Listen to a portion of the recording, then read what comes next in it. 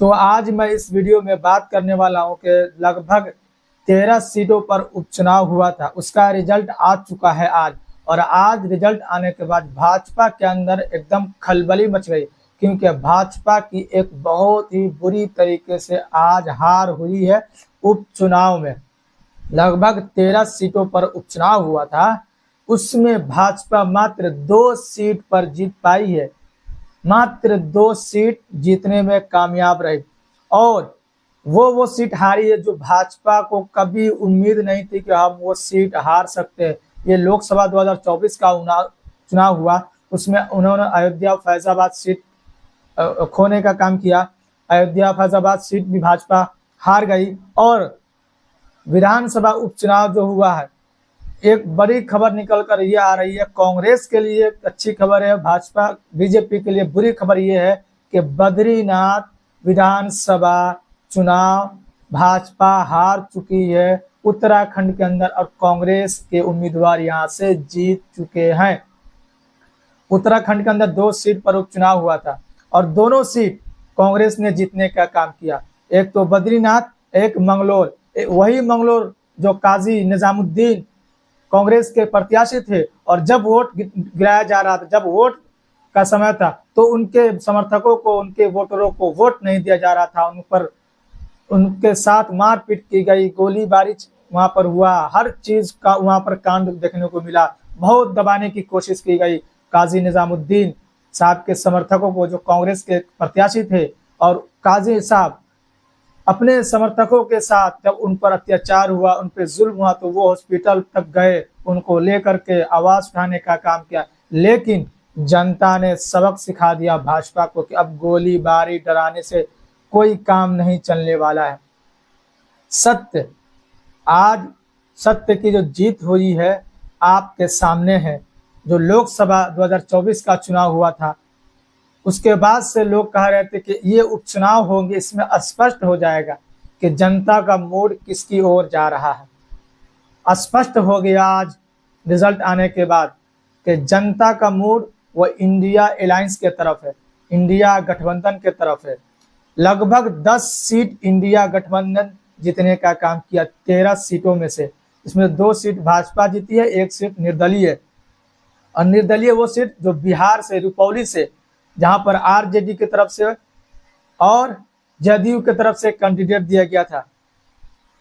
बीमा भारती आरजेडी की तरफ से उम्मीदवार थी, उसके बाद जदयू की तरफ से, और बीमा भारती तीसरे नंबर पर चली गई। और यहाँ पर जो कि शंकर सिंह जो निर्दलीय तौर पर खड़े थे, जो कि एलजेपी के पूर्व में वो विधायक रह चुके हैं, वो निर्दलीय टिकट न मिलने के बाद निर्दलीय उन्होंने अपना चुनाव लड़ने का फैसला किया। और ये चुनाव जो 2024 उपचुनाव रुपौली विधानसभा जीतने में सफल रहे।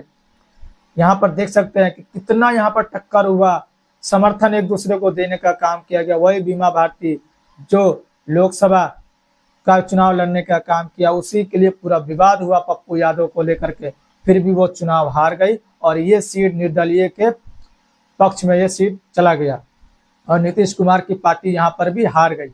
तो ये है भाजपा का भी कंडीशन हो गया हुआ है। मात्र 2 सीट, बद्रीनाथ सीट भी हार गए, अयोध्या फैजाबाद लोकसभा सीट भी हार गए। ये तो क्या हो रहा है भाजपा के साथ, तो बहुत बुरा हो रहा है आजकल। पता ना क्या होने वाला है। ऐसा ही यूपी के अंदर भाजपा के विधायक कह रहे हैं कि अगर 2027 में हमारी अगर पार्टी इसी स्थिति में चलती रही, काम करती रही, तो हमारी हार पक्की है।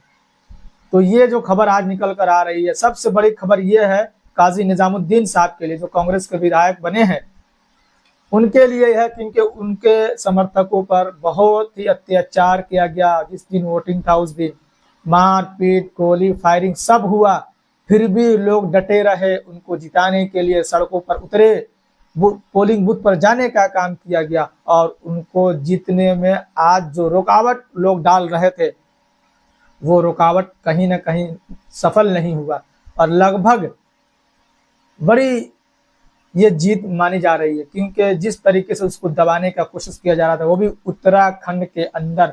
उत्तराखंड आपको पता ही, जो पूरे भाजपा को सीट मिलने का काम हुआ था 2024 लोकसभा के अंदर, वहां से मुस्लिम सांसद, कांग्रेस का तो है ही, मुस्लिम सांसद कांग्रेस के जो काजी साहब जीते, ये बहुत बड़ी बात है। तो ये कुल मिलाकर अगर हम बात करते हैं तो बहुत बुरी खबर निकल कर आ रही है। और अभी कुछ महीनों में, 4 से 5 महीनों में लगभग 3 से 4 राज्य का चुनाव है विधानसभा का, महाराष्ट्र, हरियाणा, उसके बाद से जम्मू एंड कश्मीर में। तो ये जो चुनाव होने वाले हैं, ये नजर आ रहा है कि जनता जो है वो किस तरफ जा रही है और जनता का मूड क्या है, क्योंकि ये जो हार भाजपा के लिए बहुत बुरी हार है। अपनी सीट को भी भाजपा इस उपचुनाव में बचा नहीं पाई। और इस उपचुनाव में जो रिजल्ट दिखा है इंडिया अलायंस के पक्ष में, कहीं ना कहीं जो इंडिया अलायंस जो काम कर रहे हैं, राहुल गांधी जिस तरीके से काम कर रहे हैं, वो लोगों को पसंद आ रहा है।